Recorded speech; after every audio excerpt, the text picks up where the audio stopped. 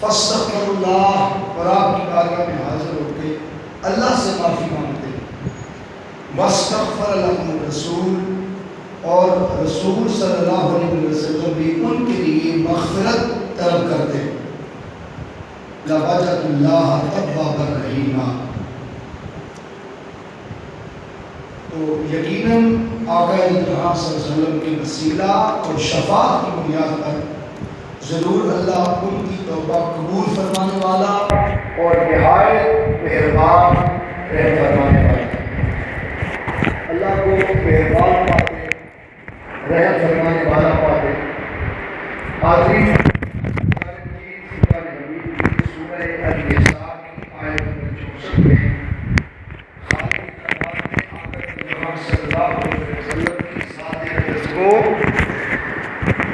بخشش و مغفرت و رحمت اللہ سے حاصل کرنے کے لیے بطور وسیلہ پیش کرنے کا خود قرآن پاک میں حکم دیا ہے۔ اور یہ وسیلہ پاک صرف حضور صلی اللہ علیہ وسلم کی ظاہری حیات میں ہی نہیں، بلکہ آقا دو جہاں صلی اللہ علیہ وسلم کے وصال مبارک کے بعد بھی اس آیت کا حکم جاری ہے۔ نہ یہ آیت لفظاً منسوخ ہوئی اور نہ یہ حکماً منسوخ ہوئی۔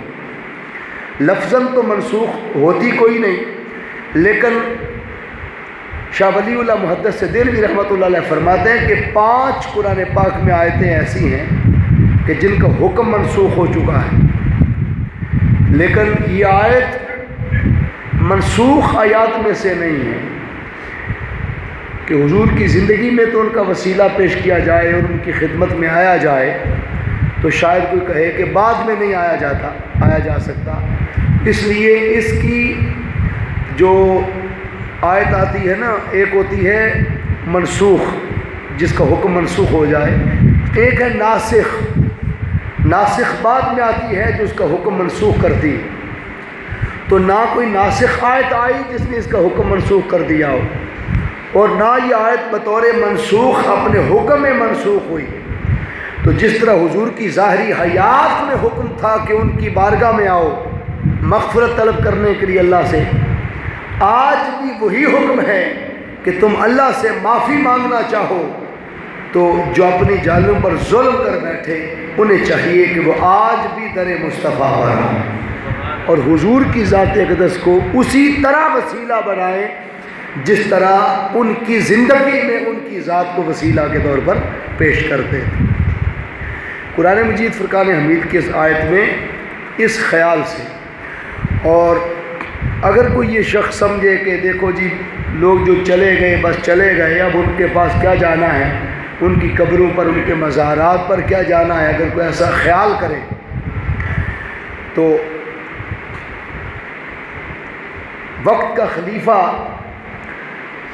خلیفہ جب آقا دو جہاں صلی اللہ علیہ وسلم کے روضہ انور پر پہنچا تو یہ چونکہ بنو عباس کا دور تھا، تو بنو عباس کے دور میں ابتدائی دور میں انہیں دیکھا کہ ایک شخص حضور صلی اللہ علیہ وسلم کی قبر انور کے اوپر لپٹ کر زارو قطار رو رہا۔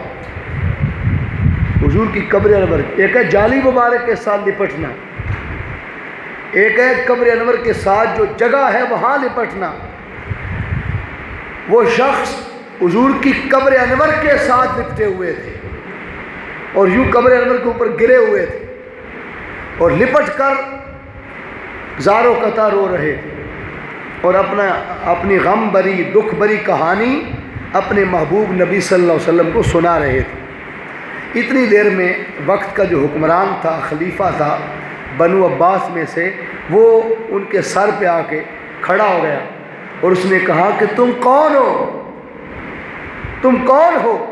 جب اتنی بات کہی تو لپٹے ہوئے شخص نے جب چہرہ اٹھایا تو خلیفہ پریشان ہو کر متعجب ہو کر پیچھے ہٹ کے کھڑا ہو گیا کہ حضور کی قبر انور سے لپٹنے والا وہ کوئی عام شخص نہیں بلکہ حضرت ابو ایوب انصاری رضی اللہ تعالیٰ عنہ تھے، حضور کے جلیل القدر صحابہ میں سے، اور یہ وہ صحابی ہیں کہ جنہوں نے حضور کا استقبال کیا تھا اور جن کے گھر آقا کی اونٹنی بیٹھی تھی، ڈاچی مبارک بیٹھی تھی۔ عبداللہ بن ابی منافقوں کے سردار نے اونٹنی کی نکیر پکڑی تھی، اللہ کے نبی صلی اللہ علیہ وسلم نے فرمایا تھا ہجرت کے وقت کہ میری اونٹنی کی نکیل چھوڑ دو، اللہ کے نبی کی سواری بھی جانتی ہے کہ مصطفیٰ نے کہاں ٹھہرنا ہے۔ تو جس نبی کی سواری کو بھی خبر ہو، اس آقا کی اپنی خبر کا عالم کیا ہوگا۔ تو وہ اونٹنی باخبر ہو کر حضرت ابو ایوب انصاری رضی اللہ تعالیٰ عنہ کے گھر ٹھہری تھی۔ یہ وہ پہلے میزبان ہیں جنہوں نے مدینہ پاک میں مصطفیٰ کی مہمان نوازی کی۔ یہ وہ میزبان امت ہے پہلے مدینہ پاک میں جنہوں نے حضور کی میزبانی کی تھی اور آقا کی مہمان نوازی کی تھی۔ وہ حضرت ابو ایوب انصاری رضی اللہ تعالیٰ عنہ تھے۔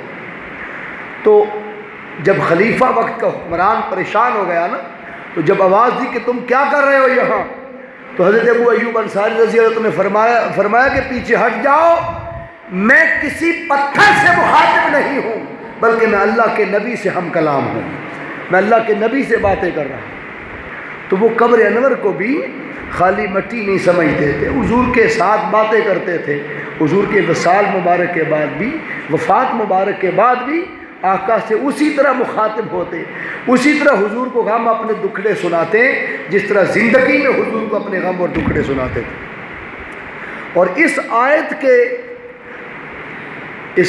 کا یہ جو آیت ہے وَلَوْ أَنَّهُمْ إِذْ ظَلَمُوا أَنفُسَهُمْ جَاءُوكَ فَاسْتَغْفَرُوا اللَّهَ وَاسْتَغْفَرَ لَهُمُ الرَّسُولُ لَوَجَدُوا اللَّهَ تَوَّابًا رَحِيمًا۔ سورہ النساء کی اس آیت نمبر 64 کی تفسیر میں مفسرین لکھتے ہیں کہ ایک صحابی تھے عرابی، یعنی گاؤں کے رہنے والے، دیہات کے رہنے والے عرابی تھے۔ انہیں بعد ازاں پتہ چلا اس آیت کا، جب اس وقت اب میسیجنگ دور تو تھا نہیں، اب واٹس ایپ کا دور تو تھا نہیں، فیس بک کا کہ میسیج لمحوں کے اندر پہنچ جاتا۔ اس وقت آیات لے کر صحابہ کرام رضوان علیہم مجمعین جس طرح ایک تنظیم دعوت کے کام کے لیے نیچے سطح پر اترتی ہے اور انہیں مینج کرنے میں، جانے میں، وہاں پہنچنے میں وقت لگتا ہے۔ اس وقت گاڑیاں بھی نہیں تھیں، خچر سواریاں تھیں، دراز گوش ہوتے تھے، گھوڑے ہوتے تھے، ثانی گدھے ہوتے تھے، ان پر سواری کر کے پھر پہاڑوں کے اوپر سے گزر کر کئی دن اور کئی ماہ لگ جاتے تھے پیغام رسانی میں۔ اور جب یہ آیت سورہ نساء کی عرابی شخص، ایک صحابی جو کہ گاؤں دیہات میں رہنے والے تھے، ان تک پہنچی، تو وہ سن کر یہ آیت سنتے ہی انہوں نے مدینہ پاک کی طرف اپنا سفر شروع کر دیا۔ جب حضور کی بارگاہ میں مدینہ پاک پہنچے تو پوچھا این محمد صلی اللہ علیہ وسلم، این رسول اللہ، اللہ کے رسول کہاں ہیں، حضور کہاں ہیں، میں ان سے ملاقات کرنا چاہتا ہوں۔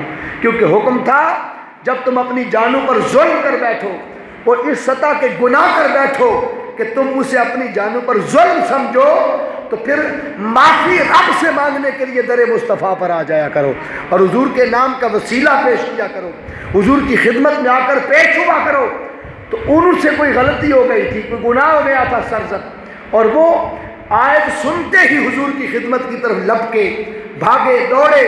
جب مدینہ پاک پہنچے تو پہنچنے میں کئی ایام، کئی ماہ لگ گئے تھے، اس لیے جب پہنچے تو پتہ چلا کہ حضور کا تو وصال مبارک ہو گیا ہے، اور ان کے پہنچنے سے پہلے آقا دو جہاں صلی اللہ علیہ وسلم روضہ انور میں تشریف لے جا چکے ہیں۔ جب انہیں پتہ چلا کہ آقا کا وصال مبارک ہو گیا تو وہ حضور کی قبر انور کے پاس بیٹھ کر حضور صلی اللہ علیہ وسلم کی خدمت میں رو کر قبر انور کے پاس بیٹھ کر اپنا دکھڑا سنانے لگے اور اپنا گناہ یاد کر کے اللہ کے نبی کا وسیلہ اور واسطہ پیش کر کے اللہ سے معافی مانگنے لگے۔ جب یہ التجا، یہ گزارش، یہ ریکویسٹ، یہ درخواست حضور کی قبر انور کے پاس بیٹھ کر کرتے رہے، روتے رہے، گریہ وزاری کرتے رہے، بالآخر روتے روتے اپنا غم، اپنا دکھڑا شیئر کر کے پھر وہ واپس چلے گئے۔ ابھی گھر پہنچے ہی تھے کہ اس وقت ایک صحابی کو آقا دو جہاں کا دیدار ہوا خواب میں۔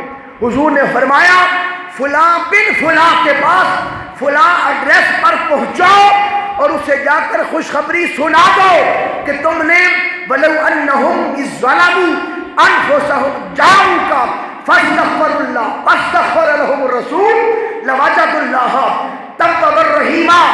اس آیت کے ضمن میں اللہ کے نبی کی بارگاہ میں آ کر جو اپنا غم، اپنا دکھڑا، اپنا گناہ پیش کر کے اللہ کی بارگاہ سے وسیلہ حضور کا پیش کر کے معافی مانگی تھی، اس گناہ پر، اس ظلم جان پر کیے گئے ظلم پر، تو تمہیں مبارک ہو، اللہ نے مصطفیٰ کے وسیلے سے تمہاری درخواست قبول کر لی اور تمہارے لیے بخشش کا اعلان فرما دیا ہے۔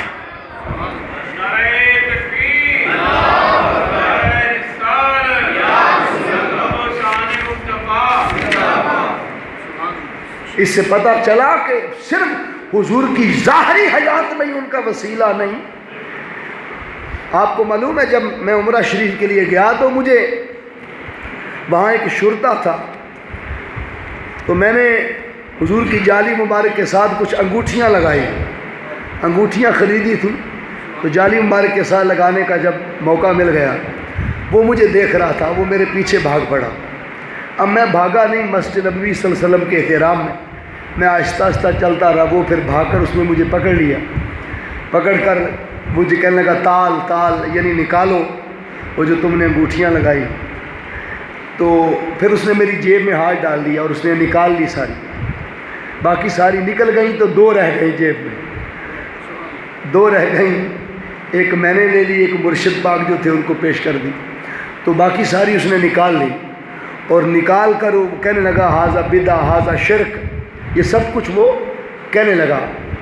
تو پھر میں نے اسے وسیلہ کی تھوڑی سی بات سنائی، تو وہ کہنے لگا جی کہ لیس ہنا شیء موجود، اتنے کوئی شے موجود نہیں، کوئی وسیلہ وغیرہ نہیں، یہ شرک ہے، یہ بدعت ہے۔ میں نے قرآن کی آیت سنائی وَلَوْ أَنَّهُمْ إِذْ ظَلَمُوا أَنفُسَهُمْ جاؤ، اللہ کہتا ہے کہ جب تم اپنی جانوں پر ظلم کر بیٹھو تو پھر مجھ سے معافی مانگنے کے لیے میرے مصطفیٰ کی خدمت میں آیا کرو۔ تو ہم حضور کی بارگاہ میں اللہ سے معافی مانگنے کے لیے حضور کو بطور وسیلہ پیش کرنے آئے۔ تو وہ کہنے لگا کہ یہ حضور کی زندگی کی بات ہے، یہ حضور کی زندگی کی بات ہے، وصال مبارک کے بعد کا اس پہ حکم نہیں آتا۔ چونکہ وہ بحث میں بڑھ گیا، پھر میں نے اس سے بحث زیادہ نہیں کی کہ روضہ پاک کی قربت تھی، اور میں نے اس سے زیادہ بحث نہیں کی۔ یہ اس کے الفاظ تھے، اللہ کی شان دیکھے کہ مسجد نبوی کے صحن میں کھڑا ہو کر وہ کہنے لگا پاکستان میں کہ ڈاکٹر طاہر قادری ہیں جنہیں لوگوں کے عقیدے برباد کر رکھے ہیں۔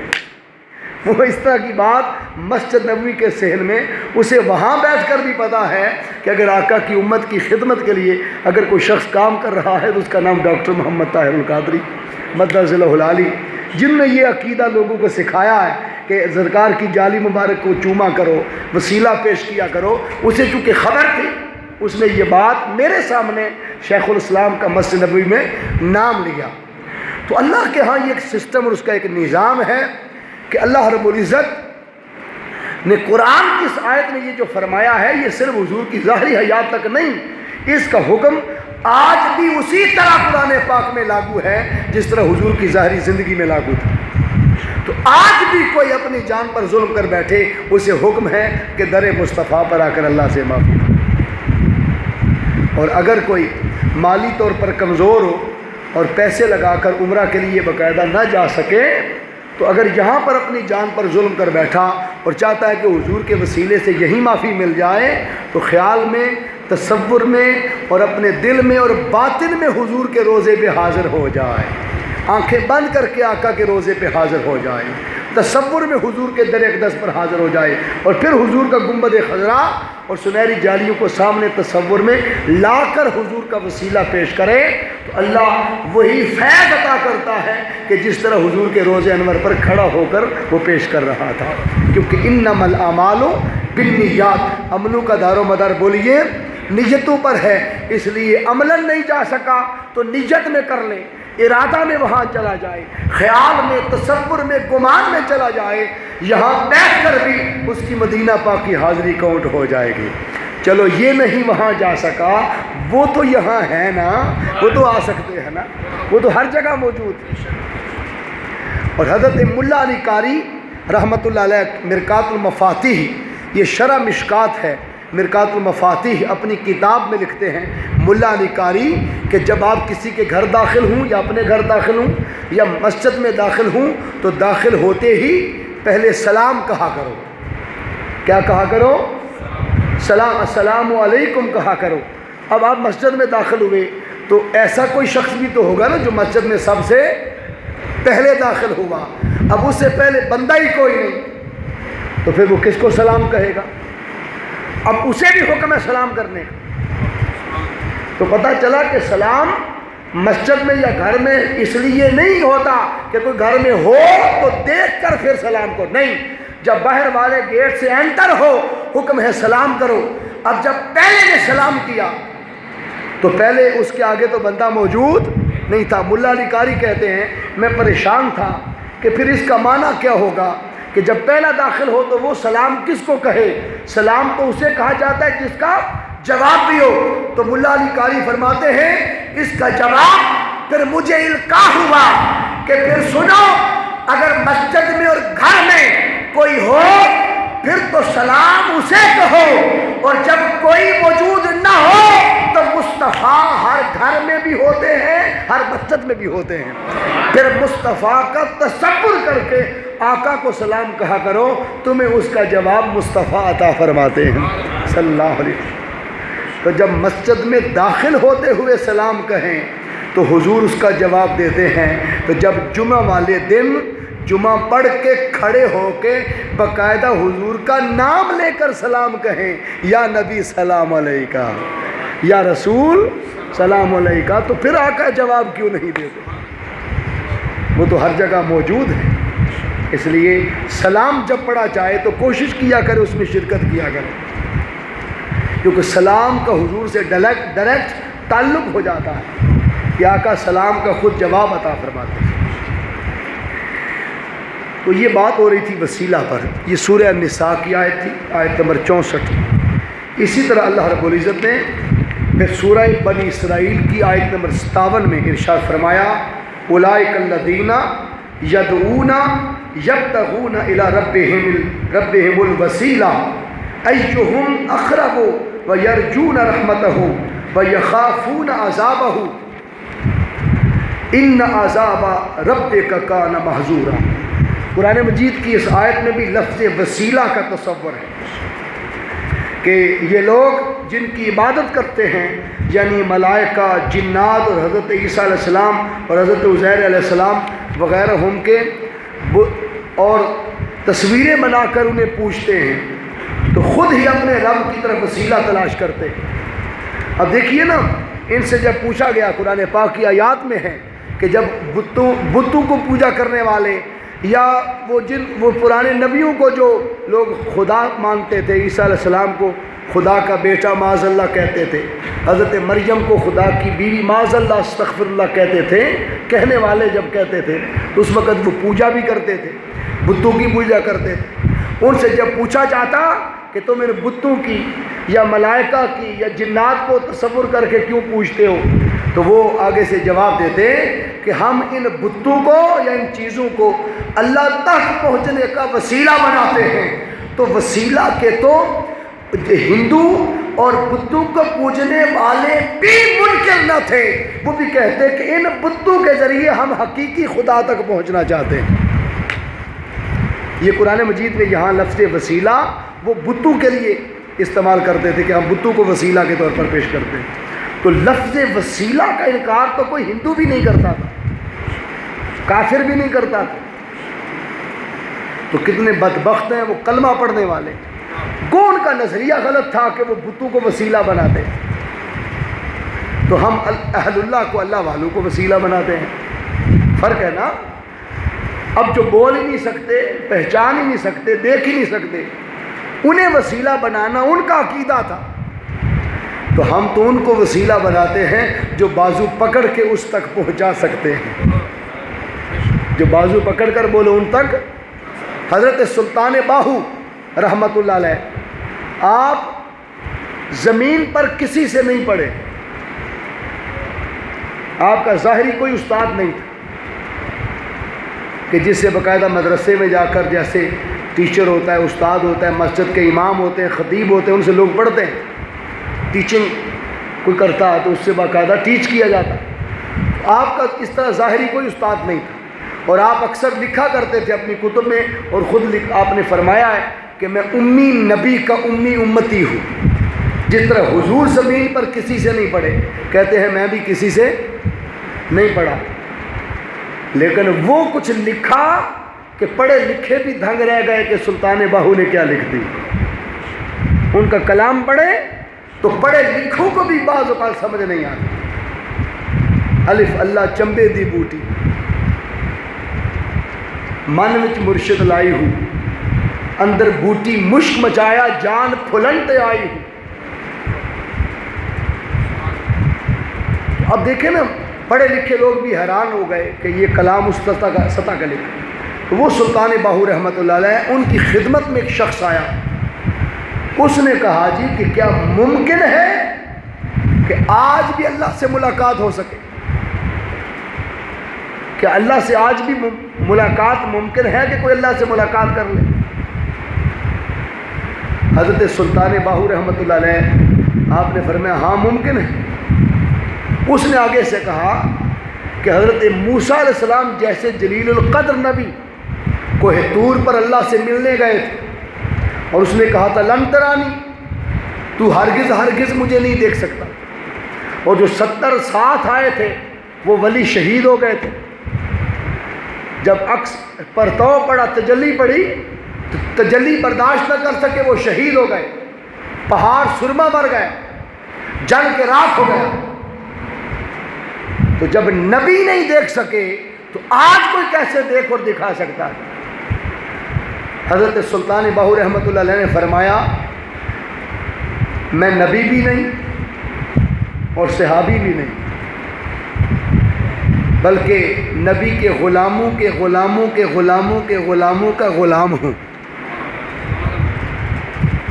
یہ بات کہہ کے پھر آپ نے فارسی میں اسے کہا طالب آ طالب آ طالب آ تارسانم روز اول با خدا، اے رب کو ماننے اور چاہنے والے، سلطان باہو کے پاس چل کے آنا تیرا کام ہے، تجھے بازو سے پکڑ کے مولا سے ملانا میرا کام ہے۔ اس عزم کے لیے آپ کو باہو کہتے ہیں۔ باہو یہ فارسی کا لفظ ہے، اس کا مطلب ہے ہو سے ملانے والا۔ وہ سلطان جس نے آنے والے کو اللہ سے ملا دیا، اس کو سلطان باہو کہتے ہیں۔ تو یہ ہے کہ اللہ کا ولی وسیلہ بنتا ہے اللہ سے ملاقات کروانے، اور وہ واسطہ بنتا ہے اللہ سے ملاقات کا ذریعہ بنتا ہے۔ تو کتنے چھوٹے عقیدے والے وہ لوگ تھے کہ جو بتوں کو بھی اللہ تک پہنچنے کا وسیلہ بناتے تھے۔ تو ہم ولیوں اور نبیوں کو بنائیں تو لوگ اس پر بھی معترض ہو جائیں۔ قرآن مجید میں پھر سورہ بنی اسرائیل میں آگے آیت نمبر 79 میں اللہ نے 79 میں ارشاد فرمایا عسیٰ ان یبعثک ربک مقاما محمودا، یقیناً آپ کا رب آپ کو مقام محمود پر فائز فرمائے گا۔ اے میرے محبوب، حضور کو مقام محمود کی خوشخبری دی جا رہی ہے۔ اس کی تفسیر میں کل مفسرین نے لکھا کہ مقام محمود حضور کا وہ مقام شفاعت اور وہ مقام وسیلہ ہے کہ جس مقام پر رب بٹھا کر مصطفیٰ کے واسطے سے جس کے بارے مصطفیٰ کہتے جائیں گے اللہ اسی کی بخشش فرماتا چلا جائے گا۔ اس مقام کا نام مقام محمود، اس مقام وسیلہ کا نام مقام محمود۔ اب دیکھیے نا، آپ کسی سے سفارش کروانے جاتے ہیں، کسی کا بیٹا بھرتی کروانا ہے، اب آپ کا اپنا بیٹا نہیں ہے، وہ کسی اور کا بیٹا ہے، لیکن وہ آپ کو اس لیے ساتھ لے کر گیا کہ آپ کا ایم پی اے سے ایم این اے سے تعلق ہے، آپ کا منسٹر سے تعلق ہے، ڈی سی سے آپ کا تعلق ہے، آپ کو لے کر گیا۔ اب بتائیں جس کے ساتھ کسی کا تعلق ہوتا ہے اسے دروازے کے باہر کھڑا کرتا ہے یا تعلق والے کو اپنی ساتھ والی کرسی کے ساتھ بٹھاتا ہے؟ بولیے نا، تعلق والے کو بٹھاتا بھی ہے، چائے بھی پوچھتا ہے، ٹھنڈا بھی پوچھتا ہے، اور احترام بھی کرتا ہے، کھڑا ہو کے ملتا بھی ہے، اور اس کا کام بھی کرتا ہے، اس کی سفارش بھی مانتا ہے۔ تو پتہ چلا کہ اس کو جو کرسی دی ہے قریب، DC نے، منسٹر نے، اس نے اس کا وسیلہ اور اس کی سفارش کو تسلیم کر لیا، اور وہ اس کی کرسی بطور سفارش تھی کہ اس کو اس سیٹ پر بٹھا کر اس کی سفارش قبول کی جائے، اس کو احترام دیا۔ جب حضور کل امت کی سفارش کے لیے جائیں گے تو اللہ فرمائے گا حبیب باقی نبیوں کی طرح میرے عرش کے نیچے کھڑے ہو کر سفارش نہ کیجئے، بلکہ عرش کے اوپر آج رب نے 2 کرسیاں لگا دی ہیں، ایک خدا کی ہے، دائیں مصطفیٰ کی ہے۔ اس مصطفیٰ کی کرسی کا نام کرسی محبوب ہے، محبوب کا احترام، محبوب کا ادب، مصطفیٰ کی محبت اور نبی کو عشق اس مقام پر بٹھایا کہ سب کو پتہ چل جائے کہ مصطفیٰ کی سفارش اور شفاعت کے لیے بھی اللہ نے مصطفیٰ کو اپنے قرب والی کرسی پر بٹھا کر سفارش کی اجازت عطا فرمائی۔ اس کرسی کا نام کرسی محمود۔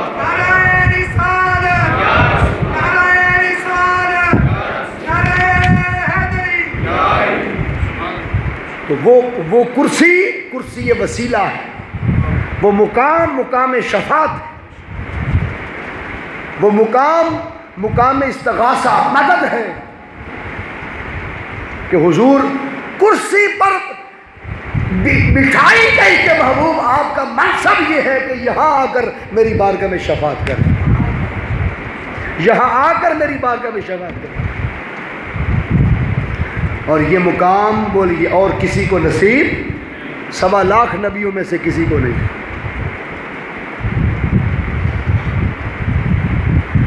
اور پھر اس کرسی پر بیٹھنے کا اللہ حکم دے گا کہ محبوب بیٹھ جائیے۔ حضور عرض کریں گے مولا آقا اس کرسی پر بیٹھیں گے نہیں، اب کرسی بچھائی کیوں جاتی ہے؟ بٹھانے کے لیے یا کھڑا کرنے کے لیے؟ بول دیں، بٹھانے کے لیے بچھائی جاتی ہے۔ اس کا مقصد تو ہے کہ کوئی آ کر بیٹھے۔ جب مقام محمود کی کرسی بچھائی ہی محبوب کے لیے ہے تو بٹھانے کے لیے بچھائی تھی نا۔ حضور کو کہا محبوب بیٹھ جاؤ، آپ کے لیے بچھائی۔ آقا نہیں بیٹھیں گے، لاڈ کا مقام ہوگا نا۔ حضور اس کرسی کے پیچھے کھڑے ہو جائیں گے اور کرسی کو آگے ہاتھ سے پکڑ لیں گے، کرسی کو پوری ہاتھ سے پکڑ لیں گے اور کرسی کے پیچھے کھڑے ہو جائیں گے۔ عرض کریں گے مولا تو نے اپنی محبت کا حق ادا کر دیا کہ میری کرسی اپنی کرسی کے ساتھ نتھی کر کے بچھا دی، جوڑ کے بچھا دی، اس میں ڈسٹنس نہیں رکھا، فاصلہ نہیں رکھا۔ یہ تیری محبت کا کمال ہے، تو نے اپنی محبت کا حق ادا کر دیا کہ سارے جہانوں کو دکھایا کہ میرے محبوب کا یہ منصب ہے، یہ میرے حبیب کا یہ مقام ہے۔ اس دن حضرت آدم علیہ السلام بھی نگاہیں اٹھا کے دیکھ رہے ہوں گے، حضرت موسیٰ علیہ السلام بھی دیکھ رہے ہوں گے، حضرت ابراہیم علیہ السلام بھی دیکھیں گے کہ میرے پوتے کا یہ مقام ہے۔ نبوت کے بعد حضرت عبداللہ پھولے نہیں سما رہے ہوں گے کہ میرے بیٹے کو رب نے یہ منصب عطا فرمایا۔ حضرت عبد المطلب اس دن شیان شان جملے بول رہے ہوں گے کہ دیکھو دیکھو میرے پوتے کا یہ مقام ہے جس کو میں نے رب سے مانگا۔ حضور عرض کریں گے مولا تو نے اپنی محبت کا حق ادا کر دیا کہ میری کرسی اپنی کرسی کے ساتھ بچھا دی، اور میں نے تیرے برابر نہ بیٹھ کر تیرے ادب کا حق ادا کر دیا۔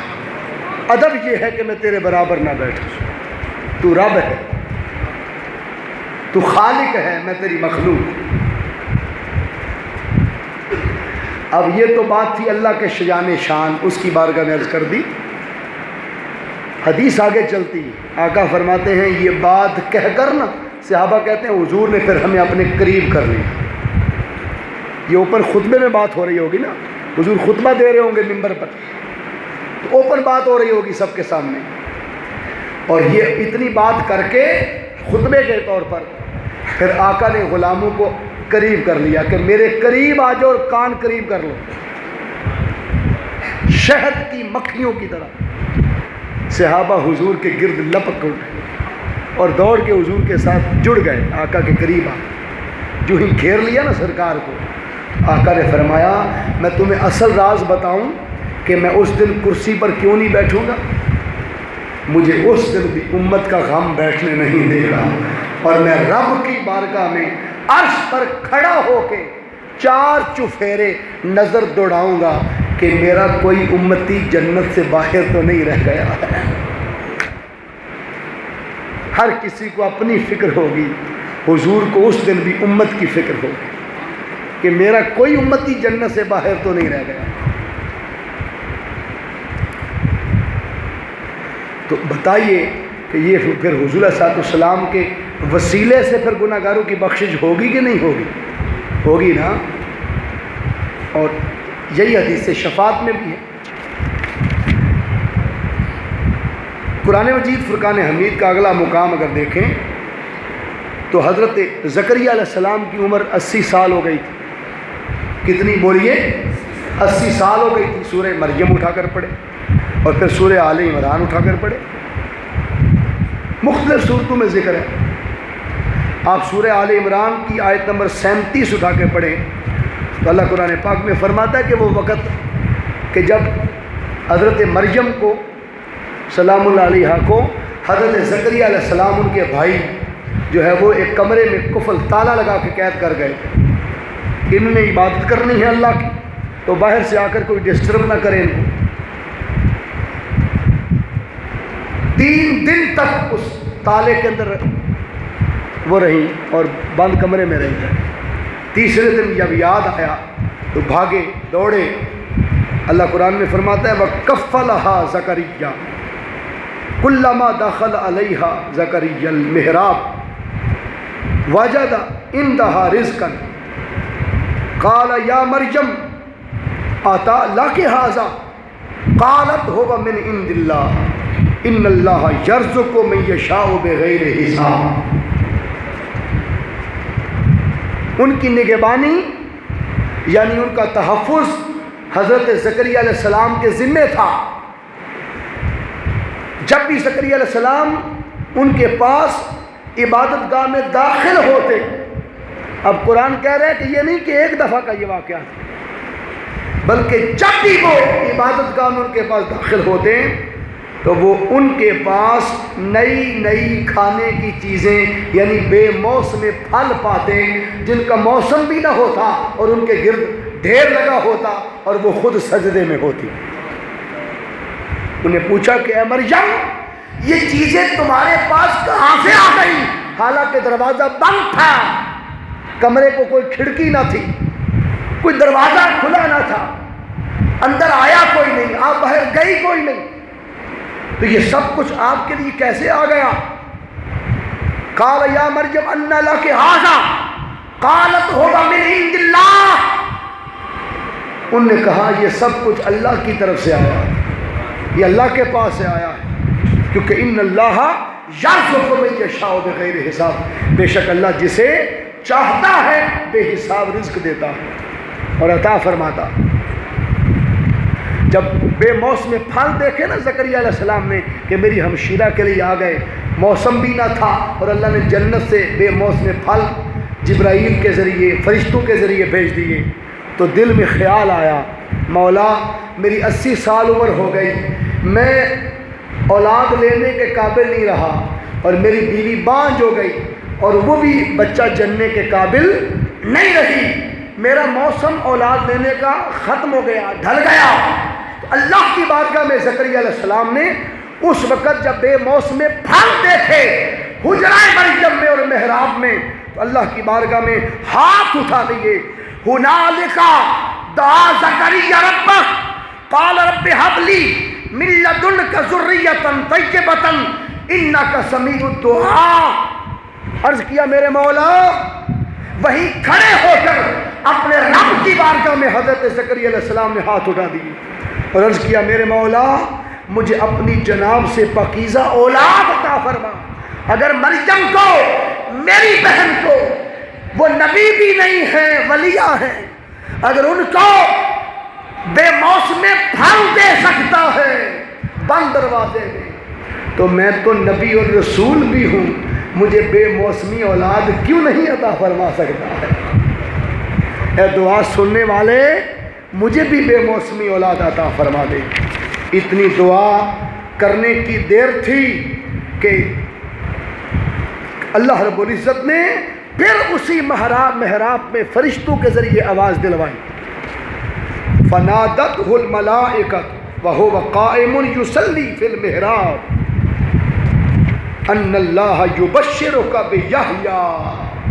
زکریا علیہ السلام کو ابھی باہر نہیں نکلے تھے اس حجرے سے، قرآن کہتا ہے فی المحراب، ابھی اس محراب میں تھے، اسی حجرہ مریم میں تھے، تو خوشخبری سنانے والے فرشتے نے انہیں نماز کے اندر ہی آواز دے دی کہ اے زکریا، تمہارے لیے خوشخبری اور بشارت یہ ہے کہ اللہ رب العزت نے آپ کو یحییٰ جیسا بیٹا عطا کرنے کی خوشخبری عطا فرما دی۔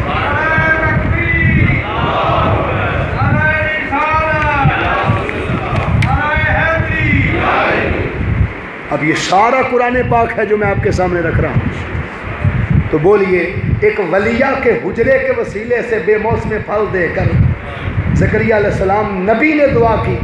اب آپ سوچیں گے ولی کا درجہ چھوٹا ہوتا ہے اور نبی کا درجہ بولو بڑا ہوتا ہے، اور حضرت یحییٰ بھی نبی اور حضرت زکریا بھی نبی، دونوں باپ بیٹا نبی، تو نبی جیسا بیٹا حضرت مریم ولیہ کے حجرے کے وسیلے سے مانگ رہا ہے۔ وجہ کیا ہے؟ نبی کا درجہ تو اونچا ہوتا ہے، اس سے ہمیں عقیدہ قرآن مجید کے طریقے سے اور نبی کی سنت بنا کر سمجھایا جا رہا ہے، کیونکہ ولی مانگے، ولی کا عمل دین نہیں بنتا، دین میں برکت، دین میں رحمت بنتا ہے۔ اس لیے ولی کی بات پر کوئی اعتراض کر سکتا تھا کہ دیکھو جی یہ ولی کی دعا تھی، یہ ولی نے ولی کا وسیلہ اختیار کیا، لہٰذا یہ دین نہیں ہو سکتا، شریعت نہیں ہو سکتا، نظام نہیں ہو سکتا، اللہ کا کلام نہیں ہو سکتا، لہٰذا اللہ نے رسول کو اس عمل پر لگایا کہ ولیہ کے حجرے کے وسیلے سے آپ دعا کرو تاکہ قیامت تک آنے والی انسانیت کے لیے یہ عمل عین دین بن جائے، شریعت بن جائے، اللہ کا نظام بن جائے، دین کا حصہ بن جائے۔ اسے اسپیسیفک دین ڈکلیئر کرنے کے لیے اللہ نے نبی کی سنت بنایا کہ ولیوں کے حجروں کے وسیلے سے پتر مانگنا نبی کی سنت ہے۔ اس لیے نبیوں کے مزاروں، ولیوں کے درباروں اور ولیوں کے مزاروں اور ولیوں کے حجروں کہ توسل اور تصدق سے اللہ کی بارگاہ سے اولاد مانگنا، یہ بھی سورہ آل عمران سے ثابت ہے اور حضرت زکریا علیہ السلام پیغمبر کے عمل کی سنت سے ثابت ہے۔ اور وہ منع کرنے والے کہ ولیوں سے پتر مانگتے ہیں، منع کرنے والے یہاں اعتراض کریں، لائیں اس کے مقابلے میں کوئی منسوخ آیت، کوئی ناسخ لے آئیں۔ یہ قرآن اجازت دے رہا ہے اور مانگنے والے نبی ہیں، عطا کرنے والا رب ہے، اور خوشخبری فرشتوں کے ذریعے سنائی جا رہی ہے، اور مانگا اس وقت جا رہا ہے جب زکریا علیہ السلام بچہ جننے کے خود لائق نہ رہے اور خود اعتراف کیا کہ میں بوڑھا ہو گیا، میری بیوی بانجھ ہو گئی، ہمارے ہاں بچہ کیسے ہوگا؟ تو جبرائیل علیہ السلام نے آگے سے کہا کہ اللہ ہر شے پر قادر ہے، وہ جو کرنا چاہے بولیے وہ بے موسم پھل اگر حضرت مریم کو حجرے میں دے سکتا ہے تو آپ کو بھی بے موسمی اولاد دے سکتا ہے۔ کب؟ جب کسی ہستی کا وسیلہ پیش کیا جائے، جب حضرت مریم کے حجرے کا وسیلہ پیش کیا جائے۔ اس لیے اہل سنت کا یہ عقیدہ اتنا مضبوط عقیدہ ہے، قرآنی عقیدہ ہے، نبیوں کی سنت کے عین مطابق عقیدہ ہے کہ ولیوں کے وسیلے سے دعا کرنا، نیک عمل کے وسیلے سے دعا کرنا، کسی کے تصدق سے دعا کرنا، کسی کے واسطے سے اللہ کو منانا، یہ عین قرآن کی این تشریع کے مطابق ہے، اس لیے زندگی بھر مر جانا مگر مصطفیٰ کے دین کے اس حصہ تقرب الی اللہ کے لیے اس عقیدہ توسل سے کبھی بے ایمان ہو کر نہ مرنا، اسی عقیدے پر زندہ رہنا، اسی عقیدے پر اللہ ہمیں موت دے کہ ہم ولیوں اور نبیوں کا وسیلہ پیش کرنے والے ہیں۔ اور حدیث پاک میں آتا ہے کہ محشر کے دن ایک شخص کو جنت کا حکم ہو جائے گا اور ایک کو جہنم کا حکم ہو جائے گا، اور دونوں اکٹھے کھڑے ہوں گے۔ ایک کو جنت کا حکم اور بولیے دوسرے کو جہنم کا حکم آ جائے گا اللہ کا۔ اب جس کے لیے سپریم کورٹ کے چیف جسٹس کا آرڈر آ جائے، اس کے لیے یہ فیصلہ ہے، کون چیلنج کرے؟ مگر قربان جائیں، جہاں دنیا کے ہر فرد کا چیلنج ختم ہو گیا، اللہ نے اپنے بندوں کو وہاں بھی چیلنج کرنے کی اجازت دے رکھی۔ اب ایک جنت کی طرف چل پڑا کیونکہ حکم آ گیا تھا اللہ کا، اور فرشتے جہنم کی طرف لے گئے اس کو جس کے لیے بولو جہنم کو حکم آ گیا۔ جب جہنمی کو لے کر جا رہے ہیں، اب جنتی تو دوڑ دوڑ کے جا رہا ہے، اس کا تو دھیان آگے ہے، جہنمی پیچھے مڑ مڑ کے دیکھتا ہے۔ اب دیکھنا تو اسے بھی سامنے چاہیے تھا نا کہ اللہ کی بارگاہ میں عرض کرتا مولا مجھے بھی معاف کر دے، ڈائریکٹ کہہ دیتا، نہیں، وہ پیچھے مڑ مڑ کے کس کو دیکھتا ہے؟ وہ کوئی ہاتھ کو مارتا ہے شاید مجھے بھی آج کوئی وسیلہ مل جائے، مجھے بھی آج کوئی، وہ مڑتا ہے وسیلہ تلاش کرنے کے لیے۔ جہنم کا آرڈر آ گیا ہے اس کے لیے، فرشتے گھسیٹ کے لے جا رہے ہیں اور وہ پیچھے مڑ مڑ کے دیکھتا۔ اللہ فرشتے کے ذریعے پوچھے گا کہ فرشتوں اس سے پوچھو کہ یہ مڑ مڑ کے پیچھے کیوں دیکھتا ہے؟ اب پتہ تو اسے بھی ہے نا سارا، لیکن وہ بندوں کے منہ سے نکلواتا ہے تاکہ حدیث قدسی بنے، اور یہاں آنے سے پہلے میرے بندوں کو زمین پر پتہ چل جائے کہ وسیلے کی کیا اہمیت ہے، وسیلے کا کیا مقام ہے۔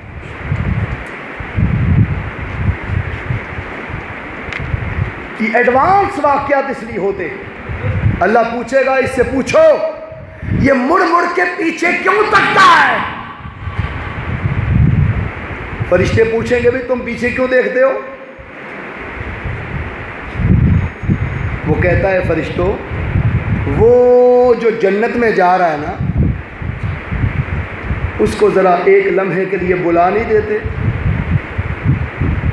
وہ فرشتے کہیں گے اس کو وہ جنت کا حکم ہو گیا، وہ جا رہا ہے، تم بات کرو، تم کہنا کیا چاہتے ہو؟ اس نے کہا اس سے جا کر پوچھو کہ زمین پر تم میری کٹیا، میری بستی اور میرے گھر کے قریب سے گزرے تھے ایک دفعہ، زندگی میں ایک دفعہ تمہارا گزر ہوا تھا، اور تم نے پیاس کے وقت پانی مانگا تھا مجھ سے اور کہا تھا کہ وضو کرنا ہے اور پانی پینا ہے۔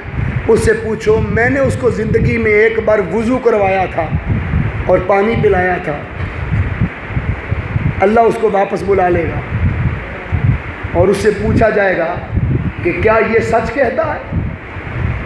وہ غور سے پہچانے گا اور اس دن ہر پہچان سامنے آ جائے گی، اور پھرکی گھومے گی دماغ کی، وہ نقشہ سامنے آ جائے گا کہ میرے مولا ہاں یہ سچ کہتا ہے کہ اس نے، میں گزر رہا تھا اور گزرتے ہوئے مجھے ایک بار وضو کروایا تھا زندگی میں ایک بار اور مجھے پانی پلایا تھا۔ اللہ فرمائے گا پھر اب اس کو جہنم کا آرڈر کینسل کرتے ہیں، اسے بھی اپنے ساتھ جنت میں لے جا، جو ٹھکانہ تیرا ہے وہی اس کا بنا دیا گیا۔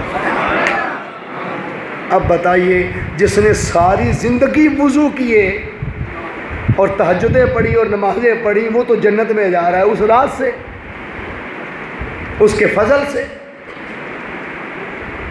اور جس نے صرف ایک بار، معلوم نہیں خود وہ کبھی وضو کرتا تھا یا اپنی بات نہیں ہو رہی اس کی، اس کو کروایا تھا جنتی کو، اللہ کے ولی کو، نیک شخص کو، صالح کو، برگزیدہ کو کروا کے نماز پڑھائی تھی، اس کے لیے مصلی بچھایا تھا، اس کو پانی پلایا تھا۔ بس یہ عمل اس دن اس ولی کے اس وسیلے کے طور پر کام آئے گا، اور اللہ اس کے لیے بھی جہنم کا آرڈر منسوخ کر کے جنت کا اعلان فرما دے گا، اور وہی منصب دے گا جو اس کو دیا تھا۔ بولیے یہ کس کے تحت ہو رہا ہے؟ بولیے بولیے نا، اس جنتی کے وسیلے کے تصدق سے۔ اور بات ختم کرتے ہوئے وقت ہو گیا ہے، حضرت یوسف علیہ السلام جب ان کے بھائی ان سے ملنے گئے تو یوسف علیہ السلام نے اپنے بابا کا حال پوچھا کہ میرے بابا حضرت یعقوب علیہ السلام کا کیا حال ہے؟ تو انہوں نے کہا کہ اپنے ابھی جان پہچان نہیں ہوئی تھی بھائیوں سے، جان بوجھ کے یوسف علیہ السلام تو جان رہے تھے کہ یہ میرے بھائی ہیں، مگر وہ نہیں جانتے تھے کہ اس منصب پر عزیز مصر بیٹھا ہوا یہ ہمارا بھائی ہے۔ انہیں تو فروخت کر دیا تھا چند ٹکوں کے بس۔ تو یوسف علیہ السلام نے جب پوچھا کہ اپنے بابا کا حال سنا، انہوں نے کہا جی ان کا ایک بیٹا تھا یوسف، 30 برس اس بیٹے کی جدائی کے غم میں رو رو کے ان کی آنکھوں کی بینائی ضائع ہو چکی ہے۔ کتنے سال؟ 30 سال۔ اب فوت شدہ کے لیے جب کوئی فوت ہو جائے تو کتنے دن سوگ منانے کا حکم ہے؟ بولیے۔ اور وہ 30 سال کیوں مناتے رہے؟ نبی تھے، اس لیے کہ وہ جانتے تھے اپنی نگاہ نبوت ہے کہ میرا پتر ابھی زندہ ہے، شہید نہیں ہوگا۔ یہ جھوٹ بولتے ہیں، اس آس اور اس امید سے ہجر میں روتے تھے۔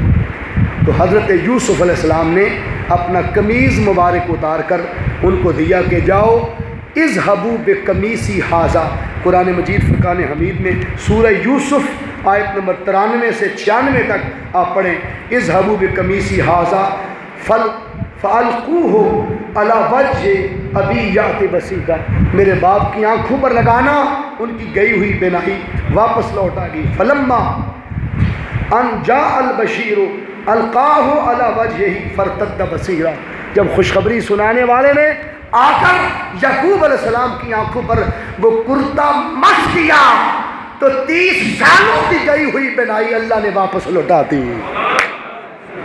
تو جن کے جسم پر مس ہونے والا کپڑا اس کے وسیلے سے آنکھوں کی بینائی لوٹ آئے، نبی کے اپنے ہاتھ کے وسیلے کا عالم کیا ہوگا، اور نبی کی اپنی نگاہ کے وسیلے کا عالم کیا ہوگا۔